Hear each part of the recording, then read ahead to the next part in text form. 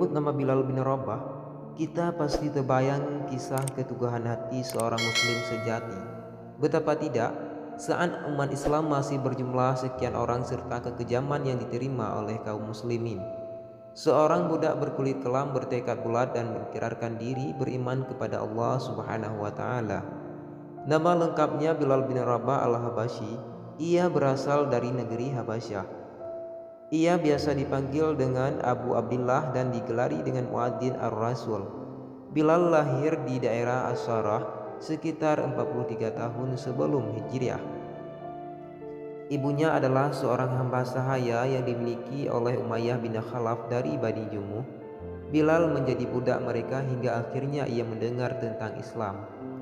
Lalu ia menemui Rasulullah SAW dan mengikrarkan diri masuk Islam. Ia merupakan kalangan sahabat Rasulullah SAW yang berasal dari non-Arab. Dalam tokoh-tokoh besar Islam sepanjang sejarah karya Syekh Muhammad Sa'id Mursi dipaparkan bahwa Umayyah bin Khalaf pernah menyiksa dan membiarkannya dijemur di tengah gurun pasir selama beberapa hari. Di perutnya diikat sebuah batu besar dan di lehernya diikat dengan tali.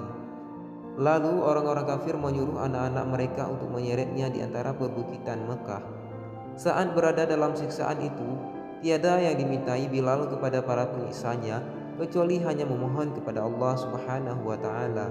Berkali-kali Umayyah bin Khalaf menyiksa dan memintanya agar meninggalkan agama yang dibawa oleh Rasulullah SAW. Namun Bilal tetap teguh dengan pendiriannya. Ia selalu mengucapkan ahad, ahad. Ia menolak mengucapkan kata kufur. Abu Bakar As-Siddiq lalu memerdekakannya. Umar bin Khattab berujar, Abu Bakar adalah seorang pemimpin kami dan dia telah memerdekakan seorang pemimpin kami. Setelah merdeka, Bilal mengabdikan diri untuk Allah dan Rasulnya. Kemanapun Rasulullah SAW pergi, Bilal senantiasa berada di samping Rasulullah SAW. Karena itu pula, para sahabat Nabi SAW sangat menghormati dan memuliakan Bilal, sebagaimana mereka memuliakan dan menghormati Rasulullah SAW.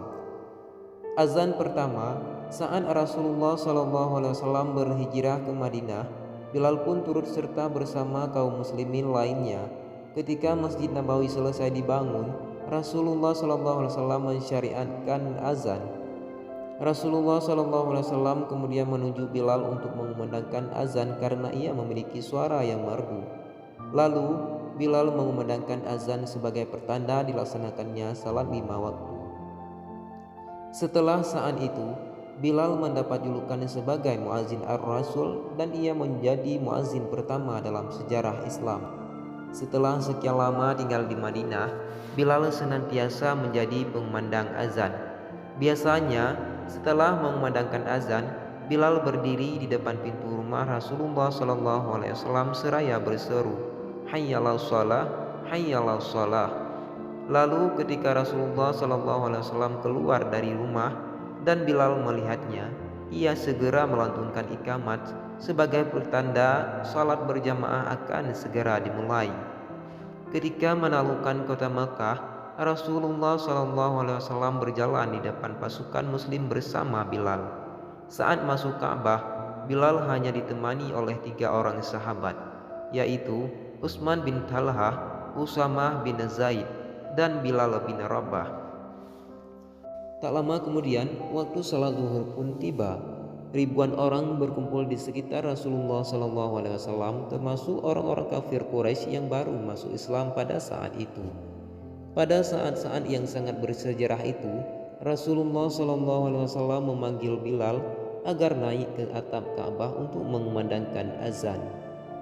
Tanpa menunggu perintah kedua, Bilal segera beranjak dan melaksanakan perintah tersebut dengan senang hati. Ia pun mengumandangkan azan dengan suaranya yang bersih dan jelas. Orang-orang semakin banyak berkumpul. Azan yang dikumandangkan Bilal itu merupakan azan pertama di Mekah. Ribuan pasang mata memandang Bilal dan ribuan lidah mengikuti kalimah azan yang dikumandangkannya. Saat sampai pada kalimah asyhadu anna Muhammadar Rasulullah, Juwairiyah binti Abu Jahal bergumam, sungguh Allah telah mengangkat kedudukanmu.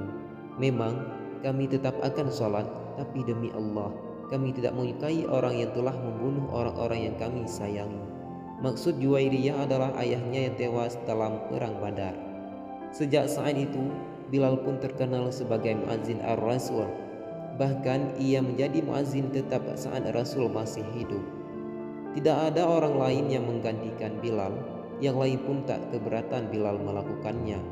Namun, saat Rasulullah SAW wafat dan ketika sholat akan dikumandangkan, Bilal pun segera berdiri untuk melaksanakan kewajibannya. Saat itu, jasad Rasulullah SAW masih terbungkus kain kafan dan belum dikebumikan. Maka, ketika Bilal sampai pada kalimat asyhadu anna Muhammadar Rasulullah, tiba-tiba suaranya terhenti. Bilal menangis tersedu-sedu. Ia tidak sanggup mengangkat suaranya lagi. Bilal merasakan betapa sedihnya ditinggalkan oleh manusia yang paling dicintainya. Tak hanya kaum muslim, Allah pun mencintai Rasulullah SAW. Tangisan Bilal itu diiringi oleh kaum muslim yang hadir. Mereka semua menangis karena ditinggal pergi sang kekasih. Kemudian Bilal mendatangi Abu Bakar As-Siddiq yang menggantikan posisi Rasulullah SAW sebagai pemimpin umat Islam agar dia diperkenankan untuk tidak mengumandangkan azan lagi. Ia seakan tidak sanggup melakukannya. Permohonan itu pun dikabulkan Abu Bakar. Sejak saat itu, Bilal tak pernah lagi menjadi muazzin bagi seseorang. Pernah Bilal melakukannya ketika Khalifah Umar mengunjunginya di Damaskus. Namun, itu pun hanya sampai kalimat asyhadu anna Muhammadar Rasulullah. Ia lagi-lagi menangis mengingat Rasulullah SAW. Bahkan Umar pun turut menangis. Azan yang dikumandangkan Bilal mengingat Umar bin Khattab ketika bersama-sama dengan Rasulullah SAW, yaitu orang yang paling dicintainya. Kini sang muazzin Rasulullah SAW ini sudah berpulang sejak 14 abad silam, tepatnya tahun ke-20 Hijriah. Namun namanya masih harum hingga saat ini, bahkan di sejumlah masjid di Indonesia, mungkin juga di negara-negara lain. Nama muazzin selalu tercantum dengan tulisan Bilal. Ini menunjukkan sebagai penghormatan kepada sang muazzin Rasulullah SAW, pengumandang azan pertama di dunia. Semoga Allah memberikan tempat yang mulia di sisinya. Tak pernah meninggalkan wudhu, nama Bilal memang kerap dikaitkan dengan azan. Sebab dia adalah orang pertama yang menjadi muazzin pada saat Rasulullah SAW.